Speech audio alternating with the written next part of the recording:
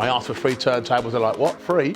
You know, we got 2. You want another one? People who was in the car park didn't appreciate our music too much because they was kept onto the management to ask us to turn it down. This is the wild, wild west, this place, you know. Your story at Kelly's probably started pre-Lush. You played in, I think was it 1994? You did a Battle of the Giants night, I think, in there, back in the hardcore days. So what do you remember about those nights? Okay, what I remember.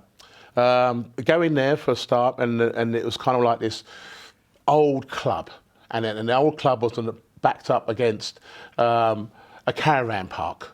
So here's a pub, caravan park, middle of nowhere. I'm in Portrush, and I remember driving through there, and I was seeing all these corners with all the like lampposts covered in like mattresses and all sorts of like hay bales and that. So I didn't even know the Northwest 200 even existed even at that time. I wasn't even interested in motorcycles at that point, but I knew that it was turned into a racetrack at some point. But I was there for the music, and then one day I'll get to understand that is the Northwest 200. But meanwhile, it was very basic, you know. Hotel was there, you know. People knew I was in there. They'd be outside hailing, "Oi, Coxie, you know, I'll see you later," and all that sort of stuff. And it was just a pub, you know. You can get yourself a nice pint, pie and mash or chips or whatever you wanted. Very basic, you know. So go inside. It felt like an old discotheque, really, like almost like 70s, like they haven't done a refurb on it for years. It was just kind of like, you know, the backstage was just backstage. It was like a broom cupboard, you know, all the glasses were in there, and there was no carpet, no niceties. It was just a back area where people would just go and hang out. When I got to the turntables, I literally had like some sort of table offering. I asked for 3 turntables. They're like, what, 3? You know, we got 2. You want another one? I'm like, yeah, I need another one, because at the time I was playing 3 turntables as a 3-deck wizard and all of that. But we got the 3rd one in. We kind of placed it more or less where I could use it. And then the sound system was very basic but very loud. I remember a lot of people who was in the car park didn't appreciate our music too much because they was kept onto the management to ask us to turn it down. I remember people that were only outside breaking in, trying to get inside the club as well. It was just like, this is the wild, wild west, this place, you know. But people was inside. It was absolutely chock-a-block. Couldn't get anyone else in there, you know. It was no air conditioning, super hot. And the thing is about it all, you know, all of this adds to your night at Kelly's in Portrush. And it was just absolute chaos in there. Madness, mayhem, and I just feeded off the madness of it all, the energy of it all. You know, people talk about it today with affinity, because if you look at partying today, it's quite subdued. Everyone's got the cameras out, everyone's, you know, dressed really nice. Kelly's was like, I'm in it to get really sweaty. I'm going to really have a great time with my friends and that. The music was beyond itself, in the end of the day, in the sense of its energy, and there was nothing else like it. I just loved playing there every single time I got the opportunity to play there. And then for me, you know, I'll never forget those times of all the times that I played there. I've seen a few pictures since then of what it was like. And yeah, I mean, I'm sweating now thinking about it. But even at that time, I never dressed to impress. I dressed to sweat, you know, and that was the end of it. You're either in it or you're out. And that's what I remember. I've seen footage on TikTok actually over the last few days of old school stuff of when you played the Ulster Hall in Belfast in '93 again, and it was the real hardcore thing. So when Colin then asked you to come back, I think it was 1995, to come back and play one of his resolution nights, and he was sort of changing the sort of music policy in Kelly's at the time, and it was moving away from those sort of happy hardcore sort of sounds to more of the house and techno sounds. What was it about that time that you wanted to switch the style of music that you were playing at that time? It wasn't so much about switching, because the thing was about it is, you know, everything progresses anyway. And the music started off with kind of acid house and garage and techno music to start off with, which then eventually turned into the hardcore scene, and the BPMs were going up, and then you had that initial sound. So I've never been scared of the future of music, of where it actually ends up and where it goes. But it gets to a point where a lot of the music was just sounding the same, and it wasn't progressing anywhere, and we've been basically playing it for the last 2 years of where it got to, the kind of the pinnacle of that sound. So you have to kind of turn a corner at some point for the music that was still being made underneath that hardcore sound for where we are today, even after 30 years. And for me, I used to work in a record store at the time, when I was living in Brighton at the time, in Trafalgar Street, and it's called My Price Records. So I was getting all of these records coming through, and I'd be ashamed if I didn't play them, because I really enjoyed the fact that the BPMs were a bit lower. You still had tough techno, but the idea was that you still kept the room interested in the music and the way that it went. So if you was into happy hardcore, if you was into that sound at that particular time, it was the moment of that time. Meanwhile, you had to move on to something that was still going on underneath it all. And I've always been a techno DJ. I've always enjoyed the future sound of music. And so I gravitated to that. And by gravitating to that means that I was basically playing a lot of music from America, from Chicago, from Detroit, from New York City. All this music was just coming out, and there was quite a few people making that music here in the UK as well, but it was all influenced by what was happening in America. So I was pulling all that music in and playing it here in the UK. And Ireland and Scotland, and that was my initial sound, and then eventually I was kind of fusing that sound with the trance sound of Europe initially, and what was going on in the UK. So kind of when my album came out, Fact album, it was a very mixed bag of kind of like that music of the time, but I wanted to also show people that there's really great music in trance, hard techno, tech house, all sorts of things I was fusing together like I normally do anyway. And then when that album Fact came out, then my music policy of what I was doing kind of started to make sense. Okay.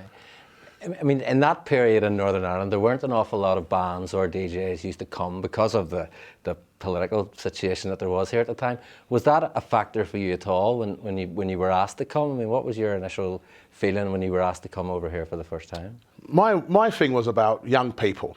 My thing was about people coming together. And the thing is about it was, there was a lot of stuff going on at that particular time, and every time I used to turn up, I got pulled up by the Guardia. Where you going? What you doing? Who you with? Blah, blah, blah, all the time. But eventually they let us through and let us have our party. And I think it's important, of what was going on around about that time, that I did come here to basically bring people together with my music. And whether the older generation kind of was upset about it, what could they do? That generation of people that were coming together with the music was such a force that you just couldn't stop it or deny it. Because once you say you can't go to that party, the first thing you're going to do is go to that party. So every time I turned up, that's the only thing everyone wanted to do. Whether you got pulled up by the police or didn't get pulled up by the police, or you had a bad time of getting there because of roadblocks and all this sort of stuff, and bombings at the hotels. And I used to stay at some hotels that got bombed, and then I had to find another hotel, you know what I mean? But it never deterred me from coming, at the end of the day, because I think if it would have been a shame, we wouldn't be having this conversation if I didn't turn up. And that would have been a shame, because of the history of me being here, does stem, back to how it made people feel about life in general, and what was actually going on at that particular time for us to be where we are now. It's very important. People always ask me about that. Why would you go there? Things are going on that you can't be in control of, and you might not even come back. And I was just like, yeah, but I could go to Iraq or Tel Aviv, or even outside my house. It doesn't matter where it is. You know what I mean? At the end of the day, I've got to go. Yeah. At the end of the day, it was important. I mean, I know people who go to most clubs probably think that the crowd and the atmosphere in their own place was probably the most special. There was a feeling among everybody we spoke to from those early years that because people didn't come, we were so grateful whenever people did, that we decided we wanted to make them want to come back. What was your experience of the crowd in Kelly's and Lush whenever you were playing there? Oh, it was always endearing. It was kind of like people were so grateful that I left my house, he jumped on a plane, went through all of the police checks and everything, actually turned up and went and then stayed at a pub, no fancy hotel, nothing.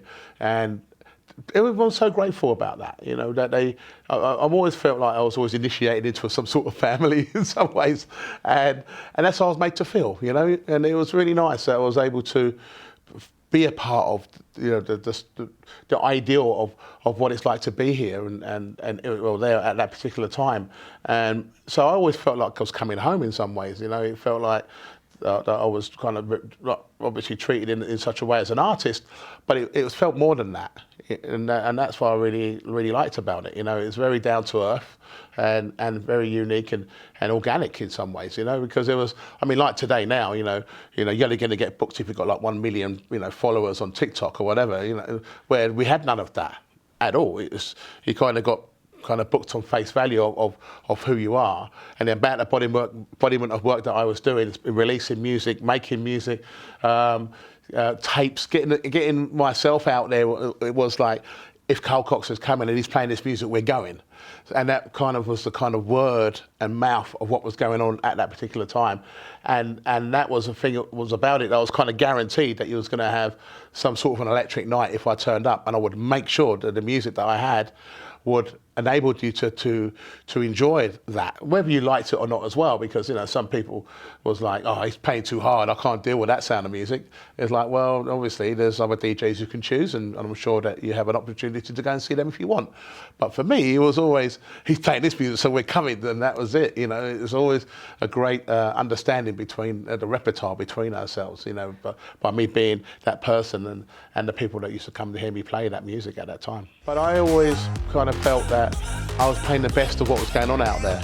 So if it was a Tallow House, I'd be playing the best of that. If it was Chicago techno, I'd be playing the best of that.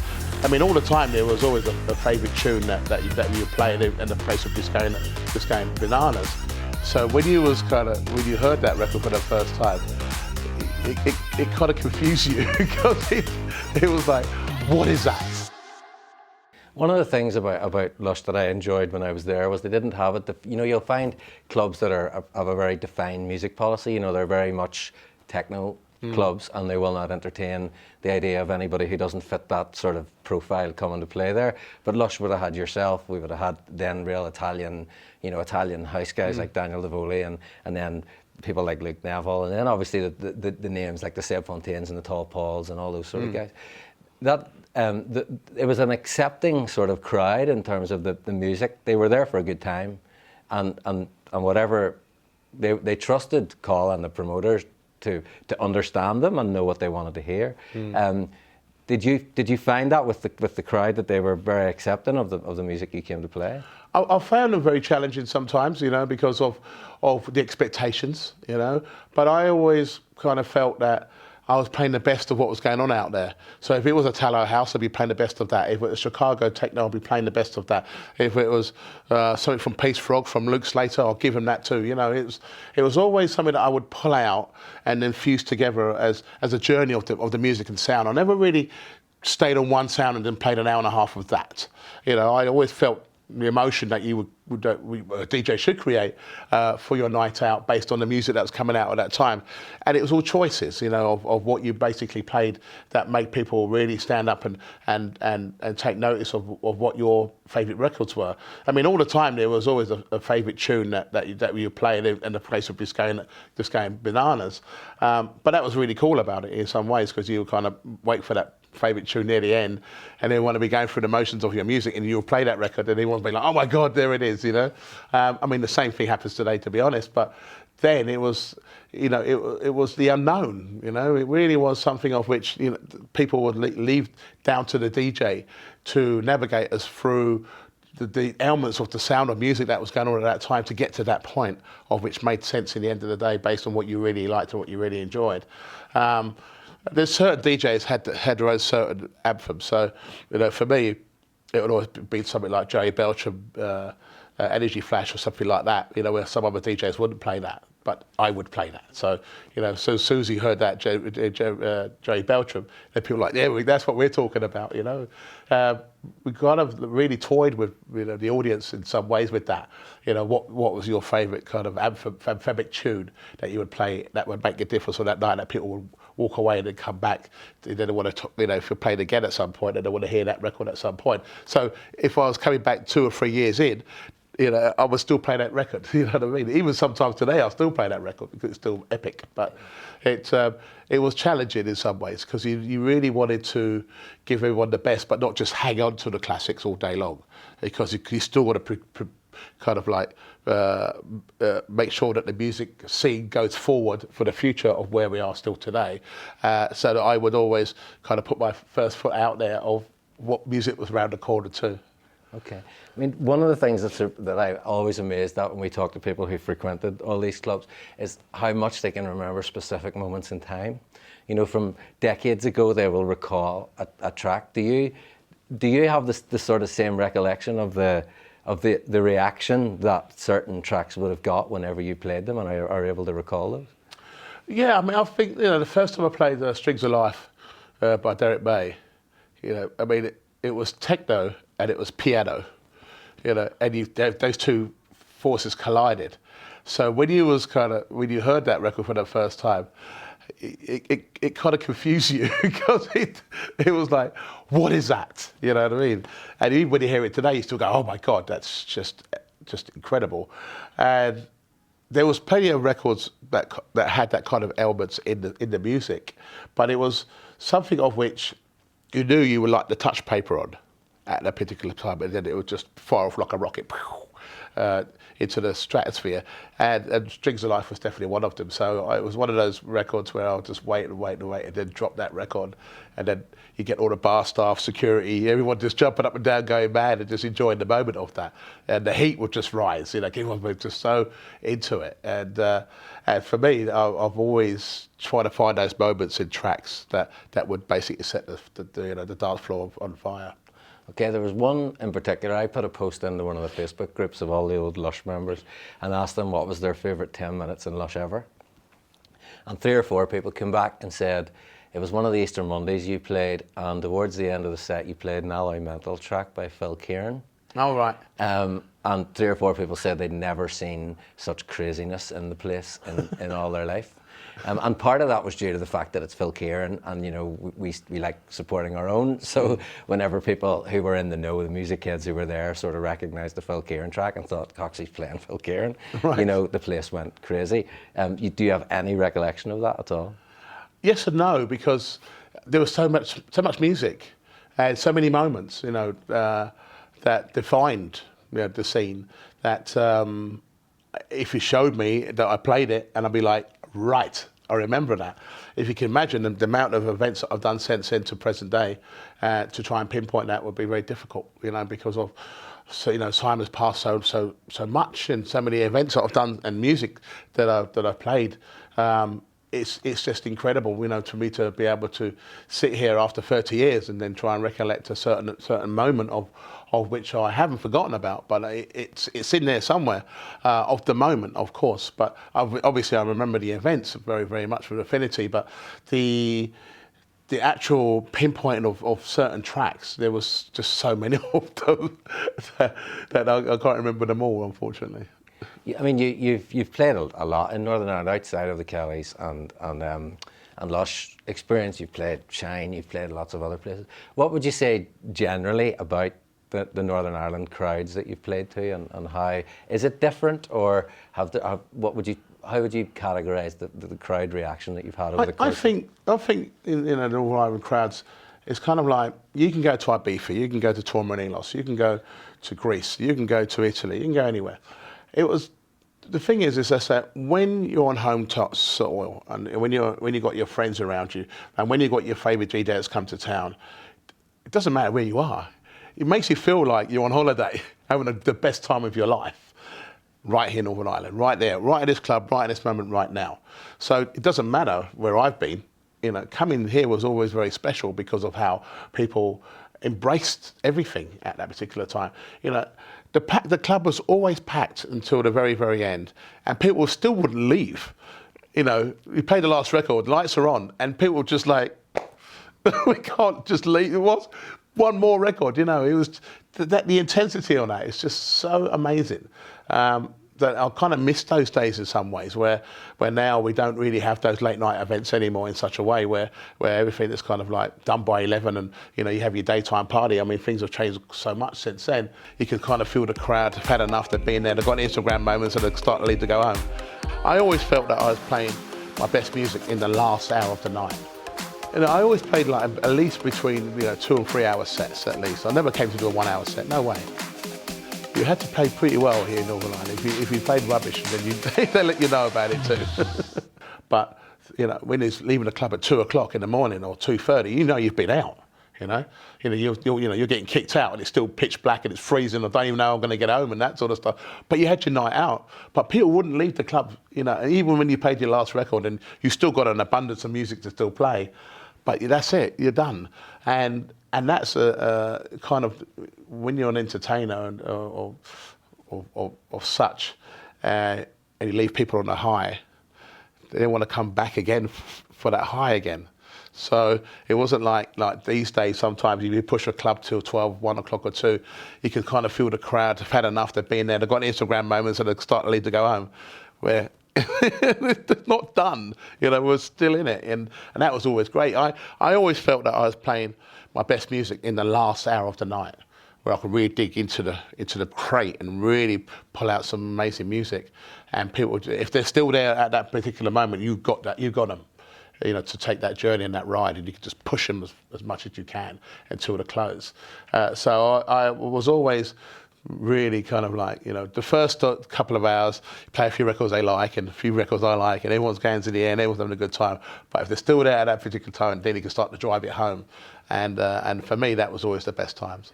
I mean, the licensing laws here were part of the reason for that, in the sense that, you know, it was 1:30, 2 o'clock you were done, whereas over and even in GB, you know, closed from midnight until 7 a.m. So people arrived and left at different times, whereas over here you had, everybody was there from 9 o'clock and they knew they were finished at 1:30. So everybody arrived at the same time and everybody left at the same time. Yeah. And it just felt like all this pent up energy because, you know, at 1:30 we're done, right? Yes. So, you know, let's make the most of this, and that's what it felt like. Participating in it, did you get that sense whenever you were playing it? Yeah, you could really feel that. You know, it was. You know, I always played like at least between 2 and 3 hour sets at least. I never came to do a 1 hour set. No way. You know, I wanted to take people on that initial journey of my music all of the time.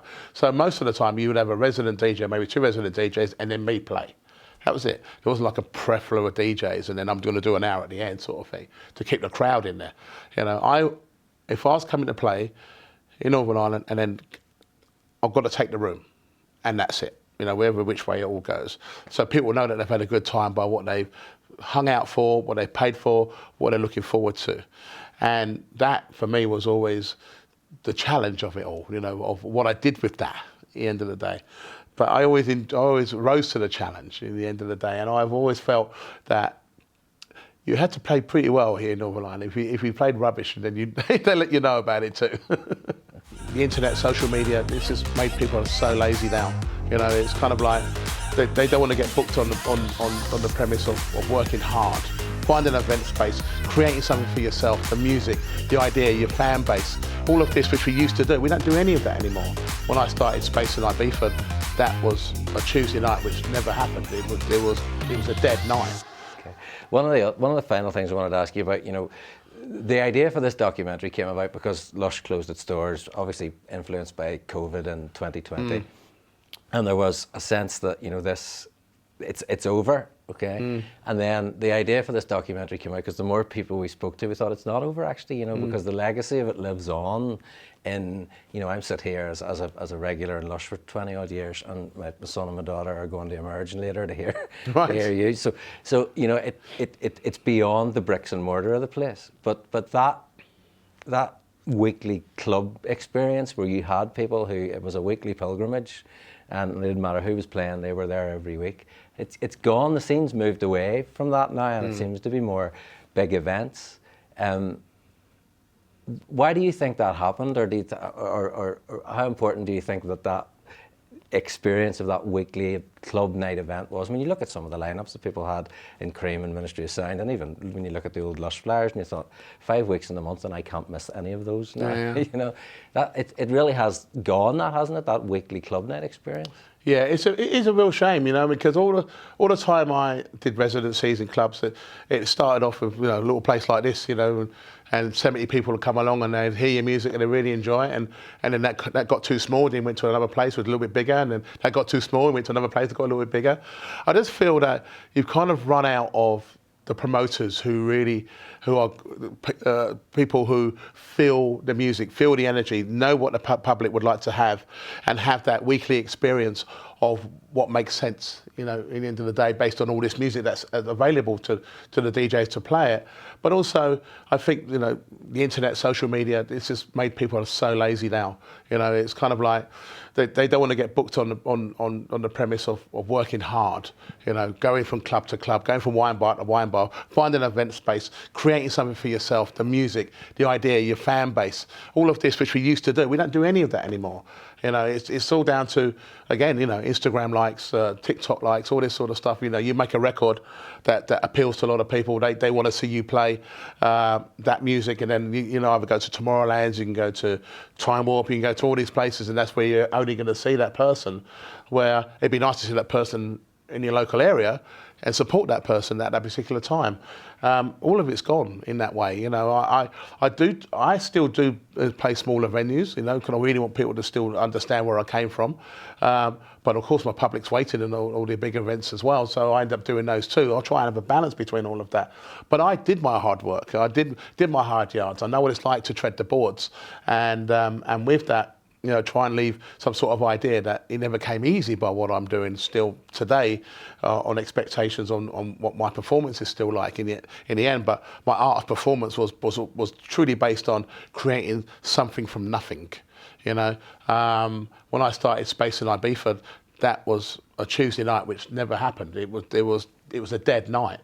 And then I was like, right, I'm going to go in and I'm going to promote the fact that I'm going to be playing here every week. I hope it lasts. You know what I mean? You know, 16 years later, it worked really, really well. And I came from another residency of a club that I used to do in London called Ultimate Bass, a club called Velvet Underground in London. It's Charing Cross Road. And that was only for 220 people.